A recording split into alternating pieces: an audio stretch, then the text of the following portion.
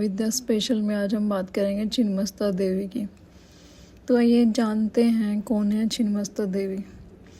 छिन्नमस्ता देवी हिंदू धर्म की 10 महाविद्याओं में से छठी हैं, जिन्हें माता पार्वती का उग्र और प्रचंड रूप माना जाता है। वे श्रम, बलिदान, आत्म नियंत्रण, मृत्यु और पुनर्जन्म का प्रतीक है। छिन्नमस्ता की छवि विस्मयकारी और विचलित कर देने वाली है। उन्हें नगन देवी के रूप में दर्शाया गया है, जो कामदेव और रति पर खड़ी है, जो यौन संबंध में लीन है। उनके बाएं हाथ में उनका कटा हुआ सिर है, जिसकी गर्दन से रक्त की 3 धाराएं बह रही हैं।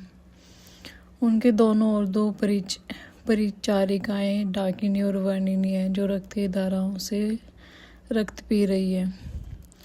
देवी छिन्नमस्ता शक्ति के सबसे दुर्जय रूप का स्पष्ट प्रतिनिधित्व करती है। उनका शरीर नगन है, केवल खोपड़ियों की माला और हड्डियों की माला तथा सर्प जैसे ब्यावह आभूषणों से शोभित है। उनके दाहिने हाथ में एक ब्यावह छुरी है, जो देवी शक्ति के उग्र रूप के रूप में उनकी प्रतिष्ठा को रेखांकित करती है।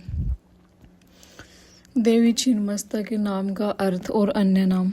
छिन्नमस्ता नाम में छिन्न का अर्थ है कटा हुआ और मस्त का अर्थ है सिर, इसलिए उन्हें अक्सर कटे हुए सिर की देवी कहा जाता है। वे नग्न अवस्था में कामदेव और रति के ऊपर खड़ी हैं, जो यौन ऊर्जा पर नियंत्रण का प्रतीक है। उनके 108 से अधिक नाम में वे प्रचंड, चंडिका, जोगिनी माँ, छिन्नमस्तिका जैसे विभिन्न नामों से जानी जाती हैं। छिन्नमस्ता देवी की उत्पत्ति। छिन्नमस्ता के जन्म से जुड़ी कई रोचक कथाएं प्रचलित हैं। प्राण तोषिणी तंत्र के अनुसार उनका जन्म तब हुआ जब पार्वती अपनी दासियों डाकिनी और वर्णिनी के साथ उनकी भूख मिटाने के लिए निकली। एक आश्चर्यजनक घटना में उन्होंने अपना सिर काटकर अपना रक्त अर्पित किया, ताकि उनकी भूख मिट सके, और फिर अपने सिर को अपने शरीर से जोड़ लिया। प्रतीकात्मक रूप से यह घटना कुंडलिनी शक्ति को जागरण का प्रतीक है, जिसमें रक्त का मुक्ता और मदिरा का गहरा महत्व है। स्वतंत्र तंत्र में उनकी जन्म कथा का एक भिन्न रूप वर्णित है, जिसमें भगवान शिव के साथ एक असामान्य मिलन के दौरान देवी चंडिका के शरीर से उनका उद्भव हुआ है।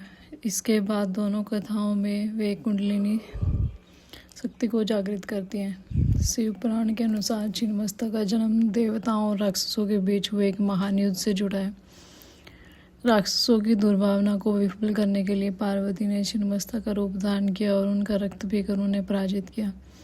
संतुष्ट न होने पर उन्होंने स्वयं को सिर काट कर त्याग दिया, जो उनके आध्यात्मिक उन्नति का प्रतीक था।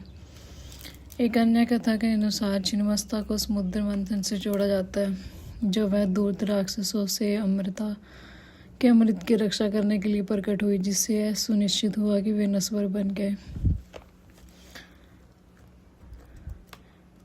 देवी छिन्नमस्ता की प्रतिमा का प्रतीक।